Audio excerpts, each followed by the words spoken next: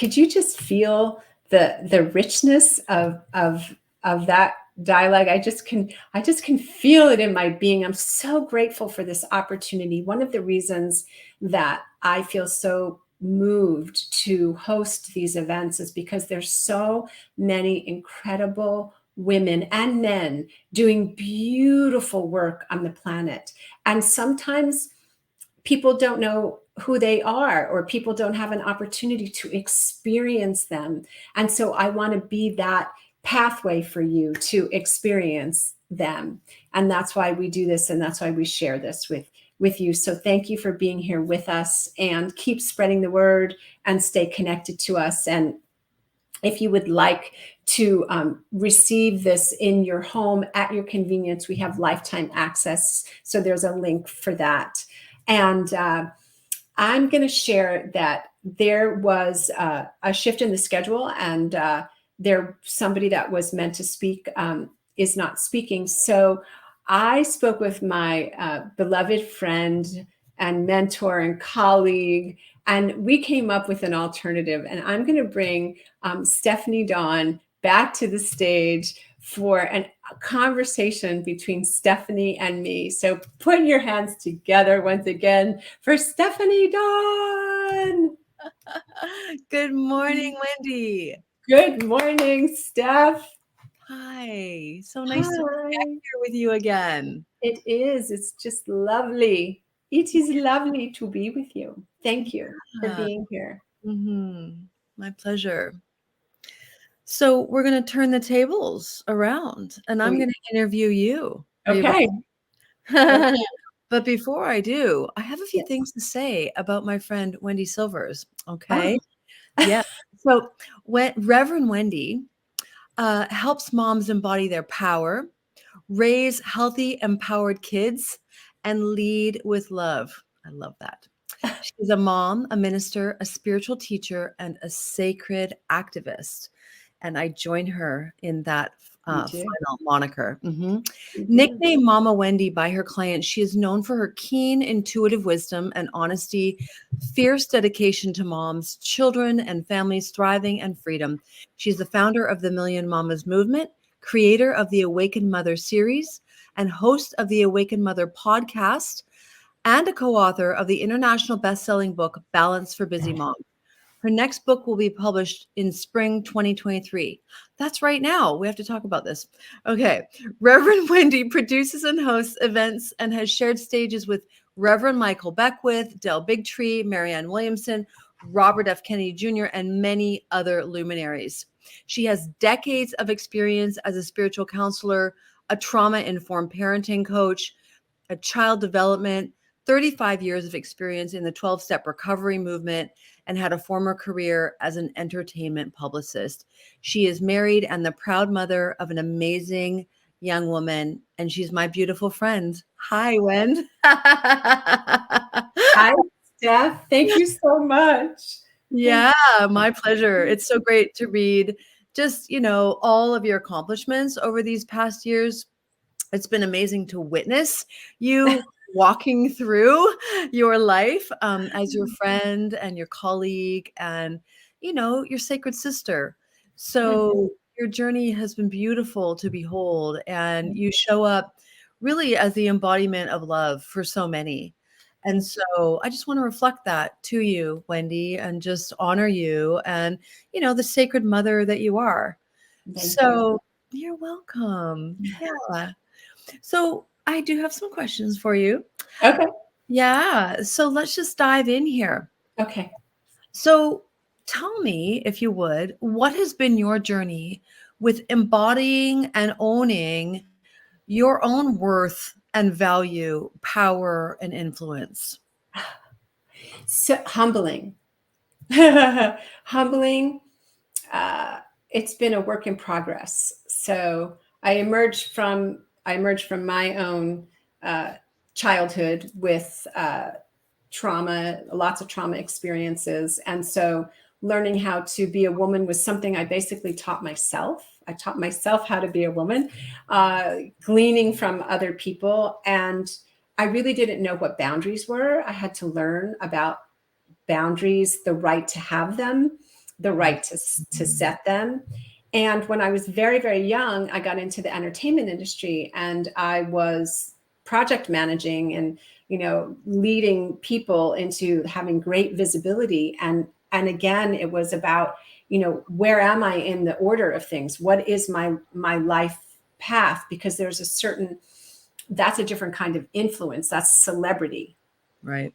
But that's not owning one's wholeness. And I remember even though I've been on a spiritual path since I'm 8, like consciously 8, I started when I was 20 and a half, 21, on a very intensive personal growth and transformation journey to where I sit here today, having stumbled and fallen, picked myself up, to really understand, what does it mean to have inner authority? What does it mean to own my power and not operate from a place of woundedness? Right. So, yeah, beautiful, beautiful. And so the awakened heart of the mother, tell me, what does this mean to you? How did you come up with this name for this event? And what does it mean? Well, I've been on this journey. I'm grateful to my mom, because really she is the reason for me even doing the work that I did. I mean, I think I came into this world. I know I came into this world questioning. And I can literally remember as a little child going to my mother and saying to her, well, why is the sun called the sun? Like, why is it called that? And why is like, I really was grappling with the etymology and the genesis of things, because I always had this feeling that there was a something beyond my life. Like, I knew I was not born just for what I was experiencing. Like, I knew there was more.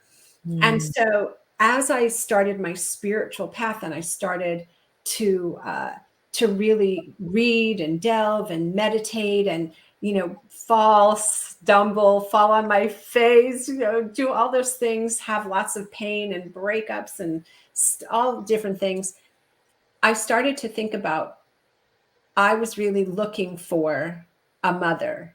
That old cartoon book, Are You My Mother? Yes, I love that. I read it to my kids. Yeah. Right? Like, Are You My Mother? And I realized at some point in my journey, what I was looking for was that mothering that I never got. Mm-hmm. I never got it. I just, and the illusion was that the body was there, the person was there, but I didn't get that mothering. And so motherhood, and I always wanted to be a mom. I've shared before, I was always with the little kids. I was always taking care of kids and young ones, and started babysitting. And I just knew that my life would not feel complete if I did not experience motherhood. Mm-hmm. So motherhood also, as well as it transformed me, it liberated me, because I knew I was breaking, dissolving, transmuting all of the limiting beliefs and the things that I experienced, so that I could be the kind of mother my child needed. So when I was in meditation, and I was sitting with this Mother's Day, because the Million Mamas movement, the Million Mamas March, like, how can I serve others? It came to me, the awakened heart and the awakened heart is Christ consciousness. Like, it was you and I talked about it, Danielle Laporte, and I talked about it. She brought that up. And I think about Mother Mary, and I think about Mary Magdalene, and I think about Yeshua, the Christ consciousness, the awakened heart. Is that heart that's been awakened through trials and tribulations, through life's vicissitudes, and still rises in truth, eternal truth, not the media truth, but inner truth. And that's, to me, the highest form of the awakened heart of the mother. I love it. I love it. So worthy. So the word vision has been, profound for you and me, and came forward really from our amazing teacher, Reverend Michael Beckwith.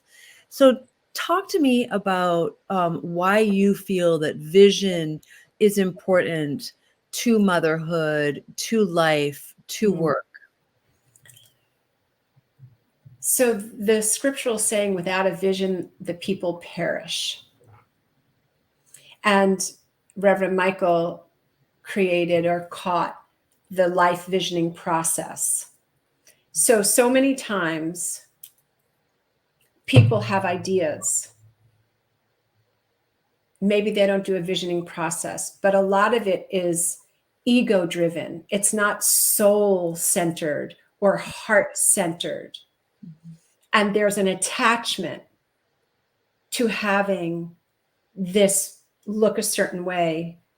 And I've certainly had moments like that, where it's like, it's got to be this way, it's got to be that way, but for me, vision allows me to include intentions, affirmations, my spiritual practice, to keep checking inward to determine that what I'm speaking and where I'm coming from is God-centered, creator-centered, and not Wendy-driven. Now, yes, it comes through me, and I will articulate it and magnetize those that align with the vision to help steward it. I get to be the steward, just like I'm the steward of my child. I get to be the steward of a vision. So I had dreams for my life. I had dreams for motherhood. Dreams are important. There's a different tone to a vision. So it's about working with a vision for one's life, which allows me to raise myself up and not capitulate to the lowest level of being because it feels too hard, because I'm tired, because any number of things that I could come up with to, as an excuse. It allows me to do the check-in. Where am I with this? Is this still alive? Is this still meant to be made manifest? Right. Beautiful. Yeah. Beautiful.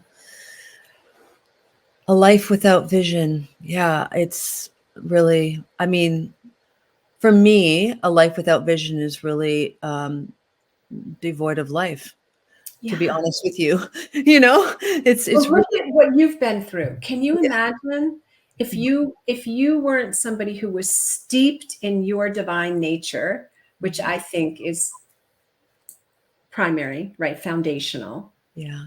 And if you didn't have this practice encoded within you, having done the life visioning process, having been taught and steeped in this practice, you might not have heard that inner voice within you that said, no, I'm not going chemo radiation surgery. Right. Yeah. I'm going fat. I'm going water fast. I'm going, only eating X, Y. I'm going to Mexico. Yeah. No, it was all very present for me to do it in a way that, really resonated for what I saw as the path to live. This is my path. You wouldn't have left your marriage. Yeah, totally. Yeah. So, coming back to you now. Why do you believe that mothering and parenthood is a spiritual practice? Because it's a relationship. It's a relational experience. It's something that you do with your children, not to your children. And and for me, and for what I teach and what I invite, and as many on this event have spoken about, it is about this practice.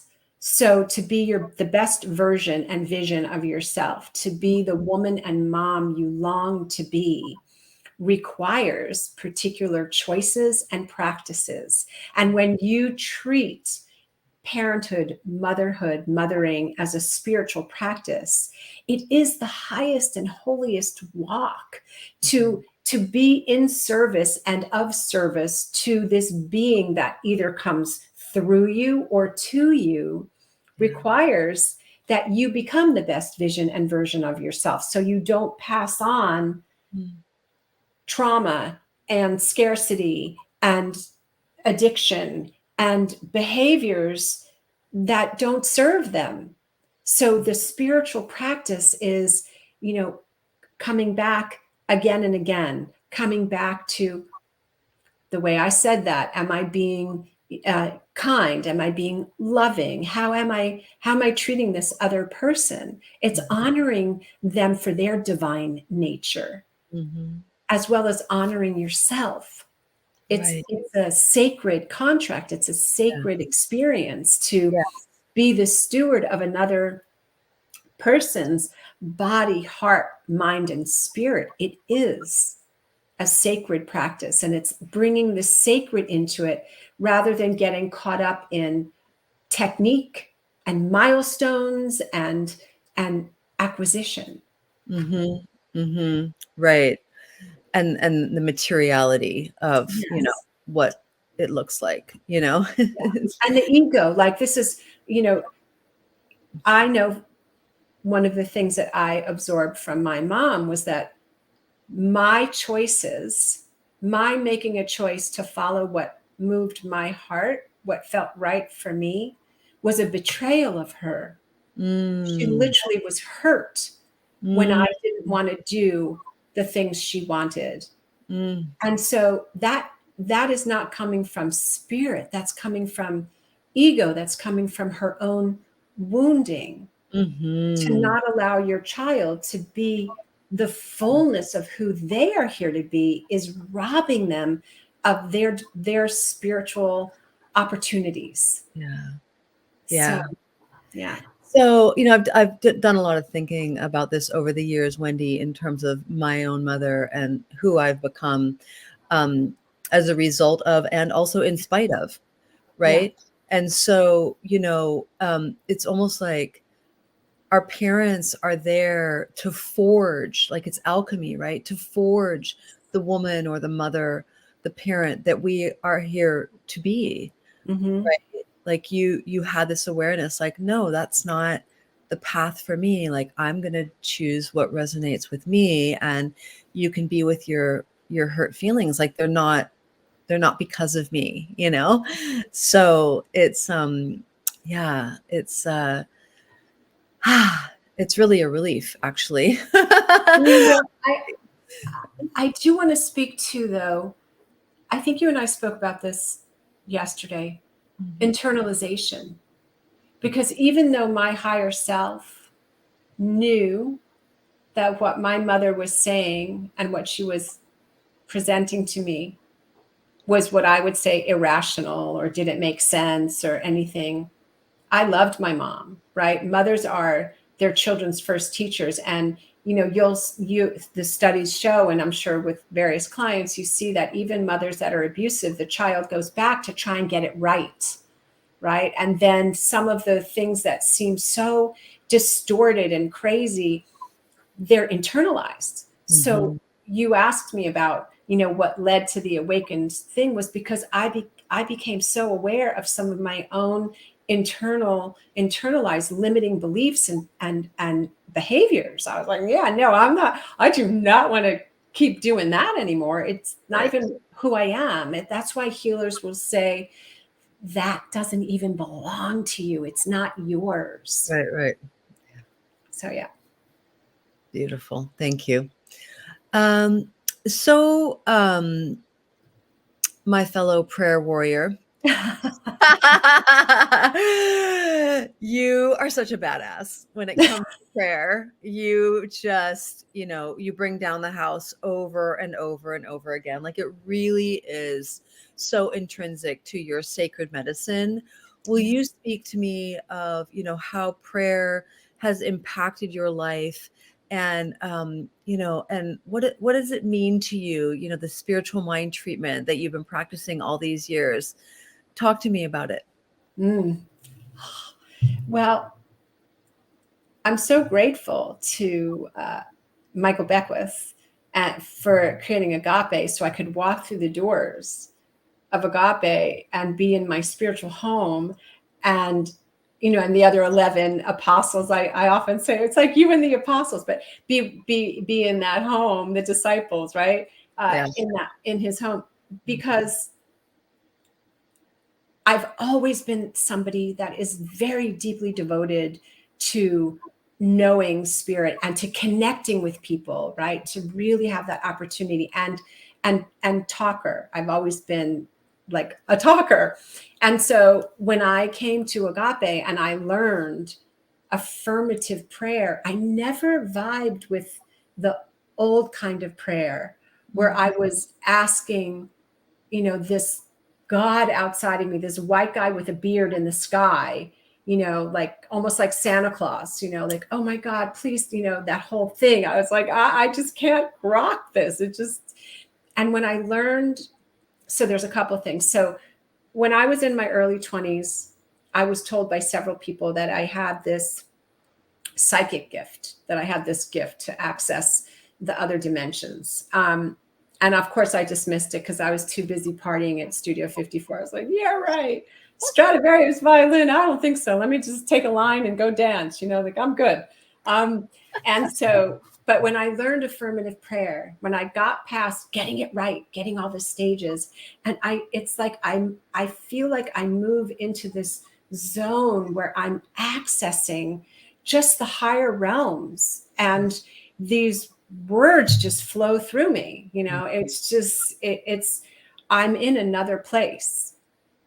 And sometimes and when I'm in this place and I'm allowing spirit to speak through me, I will sometimes have that human okay, wait, you got to come back. So I love, because I love being in those dimensions. I love stepping away from this 3D world that is so limited and constricted, and tapping into that field, like just where I just feel like, whew. Yeah. And that to me is what prayer is. And it's real. It's real and it's true and it works. It may not, how we learned, prayer works and the patient died. Right. So it's not that it looks like Santa Claus, so you're not checking it off the list, but we have this awareness within our consciousness of what is true, this wholeness that is so absolutely, we realize in the stage of the realization in our consciousness, we know that what we are saying, that what is being spoken through us is absolute. And then we let it go. We release it. Yeah. And it is made manifest because that's the law. I'm talking spiritual law, not man-made limited law. Yeah, incredible. Absolutely incredible. It's been medicine for me when you've prayed with me. I've watched you pray, from the many stages. It's really it's powerful and it's life-changing. Thank you. Yeah, it's one of your superpowers, my love. So don't stop. You know what? It's so funny. You just reminded me. So I went through a leadership program, and there were these things called stretches that were given to everybody in the program. And one of the stretches for me was to create a CD of prayers, which I did. What? And I want that CD. I am just putting it out there that I need help in packaging it. Oh, and how to upload it and where to put it. So I have it. Well, And I'll help you with that. okay, thank you. Thank you. That's so wonderful, Wendy. Oh my God, what a gift to the world. Oh my gosh. Thank you. Yeah, right on. It's coming, everybody. Stand by. Whoop, whoop, whoop. Yeah, beautiful. Thank you. Yeah. All right. Final question. Why is it important now for mothers to embody their inner authority? Okay. Do we have a couple of hours? Can we do some 2 minutes. screenshots and some PowerPoints? Like, can we do? Okay. So, in my humble experience, there has never been a time more important for women and mothers to embody their influence and their power, to be awakened, because we are living in a time where there's the highest possible consciousness and the lowest common denominator at the same time, that are in the same field, right? Just blows, everything, the thing of like science that wants to tell you two things cannot exist in the same space. They do.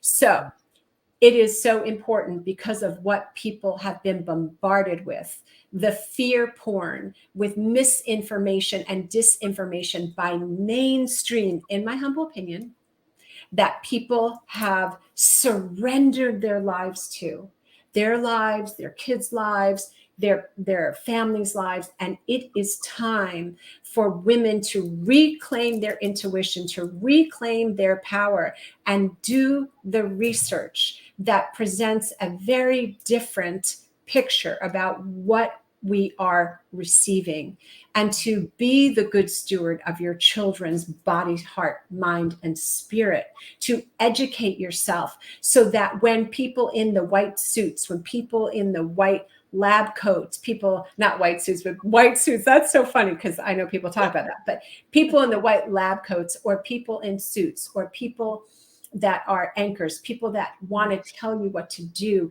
you have a knowing within you that says, that doesn't sound right to me.